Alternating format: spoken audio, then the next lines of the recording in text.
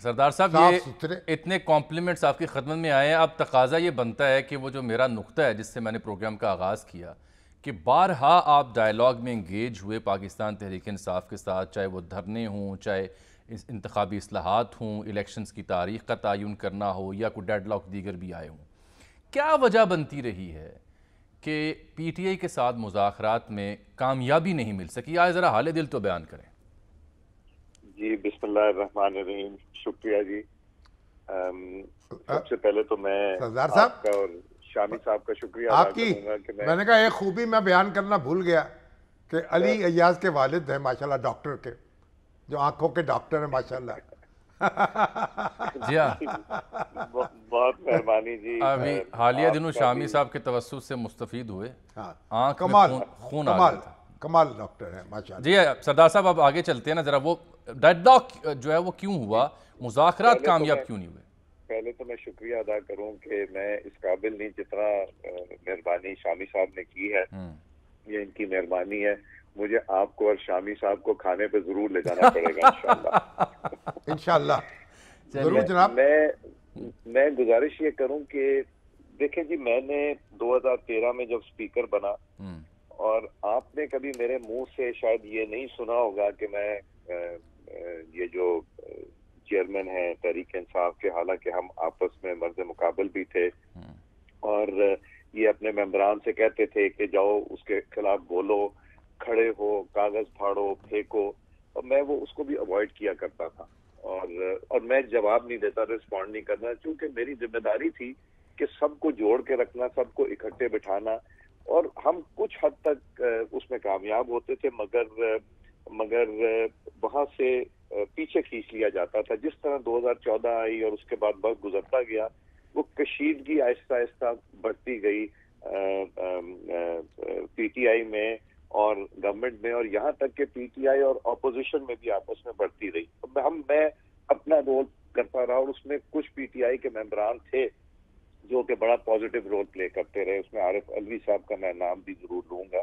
उनकी भी ख्वाहिश होती थी, परवेज खटक साहब की ख्वाहिश होती थी कि ये हम लोग मामला बनाए। जब 2018 में इनकी हुकूमत आई, तब हमने जिस चीज पे बात की है उस चीज पे हमें रिबट किया गया कि नहीं, हमें पता है कि हमें क्या करना है और हम जो चाहेंगे करेंगे। मगर जो अफसोसनाक चीज थी वो ये थी कि जब हम इनके साथ मुज़ाकरात में बैठते थे, मैं तकरीबन सारे ही मुज़ाकरात में था, चाहे वो पैटफ के ऊपर हो, चाहे वो इलेक्शन रिफॉर्म्स के ऊपर हो, चाहे अकाउंटेबिलिटी लॉ के ऊपर हो, तो उसमें ये कम बोला करते थे और इनके साथ कुछ लोग होते थे वो ज्यादा बोला करते थे। अच्छा, तो वो सारा कुछ ही वो लोग किया करते थे, जो कि अब हम नहीं देख रहे पिछले साल सवा साल से। तो वो भी ये चाहते थे कि हम लोग कहीं कुछ वो सियासतदान थे या गैर सियासी लोग थे? बड़े शरीर से ताल्लुक रखते थे और गैर सियासतदान थे। ठीक। तो वो ज्यादा बोला करते थे, वो ज्यादा डिस्कस करते। मगर हमें यहाँ से बहुत कोशिश थी, परवेज खटक साहब, असद कैसर साहब और मुख्तलिफ दोस्तों की, मैं नाम ना ही लूं तो बेहतर है, मगर उनकी कोशिश होती थी कि बैठे मुज़ाकरात करें, मगर नहीं होता था। जिस दिन हमारा वोट ऑफ नो कॉन्फिडेंस था, उस दिन भी सुबह मुज़ाकरात हुए, बैठे, मगर कुछ रवैयों की वजह से हम कहीं भी नहीं पहुंच सके। जब मुज़ाकरात के लिए हम बैठते थे तो हमें ये कहा जाता था कि ये मानो, अगर मानोगे तो ठीक है, अगर नहीं मानोगे तो मुज़ाकरात नहीं हो सकते। तो क्या मानो? जब हम इनसे ये क्या मनवाना चाहते थे वो? मतलब हुकूमत तो उनको मिल चुकी थी, हुकूमत उनके पास थी। जब हुकूमत उनकी वोट ऑफ नो कॉन्फिडेंस हो गया, मैं उसके बाद की भी बात कर रहा हूँ, उससे पहले की भी। हमने उसके बाद भी इनसे मुज़ाकरात करने की कोशिश की। ये इलेक्शन जल्दी कहते थे, हम कहते थे आए बैठ जाए, कहते थे नहीं, आप हमें कहें कि जी इस तारीख को इलेक्शन होगा, जो तारीख हम कह रहे हैं, तो फिर हम बैठेंगे। इनको हम ये कहते थे कि जी मुज़ाकरात में पहले बैठा जाता है, फिर चीजें डिस्कस होती, फिर आगे चलता है इंसान।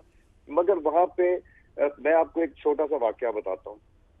जब ये सानिया पेशावर में हुआ और वो मस्जिद के ऊपर दहशतगर्दी का हमला हुआ, तो मैंने इनको फोन किया, परवेज खटक साहब और असद कैसर साहब को। मैंने कहा जी ये बहुत अच्छी अपॉर्चुनिटी है कि हम ऑल पार्टीज कॉन्फ्रेंस कर रहे हैं, अगर आप लोग भी तशरीफ ले आएंगे तो एक तो होगा कि हम यूनाइटेड होंगे दहशतगर्दी के खिलाफ। और इस वक्त मुल्क को यूनाइटेड होने की जरूरत है। ये इन्होंने भी इसको कहा कि ये बड़ी अच्छी तजवीज है, और मैंने उनसे ये कहा कि वहां पे जब मीटिंग खत्म हो रही होगी तो मैं ये इशू भी रेज करूंगा कि हम इसके बाद आपके जो बाकी खदशात हैं उनके लिए भी हम बैठ जाते हैं, चाहे वो इलेक्शन के हवाले से हो या कोई और चीज हो, तो हम उस पर भी बात कर लेंगे।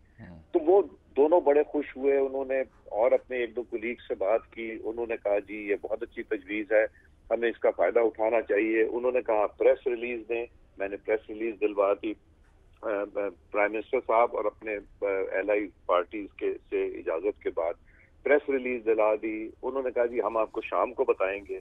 वो शाम नहीं आई, अगले दिन फिर मैंने फोन किया। मुझे जो इंसान मिला है इनकी जमात से अगले 3 दिन में, चाहे वो इनके जो चीफ विप हैं वो हों, चाहे इजाज शाह साहब हों, जो मुझे मिले या मेरी फोन पे बात हुई, मैंने कहा जी मैं ऑफिशियल इनविटेशन दे रहा हूँ, अपना डेलीगेशन भेजें, इससे बेहतर मौका नहीं। मगर फिर वो एक मुझे शाम को, फिर अगले दिन शाम को या उससे अगले दिन ये उन्होंने बताया कि जी वो नहीं मानते, वो कहते हैं कि नहीं, ये जो हम कह रहे हैं कि हमारी कंडीशन माने तो फिर ही मुज़ाकरात हो सकते।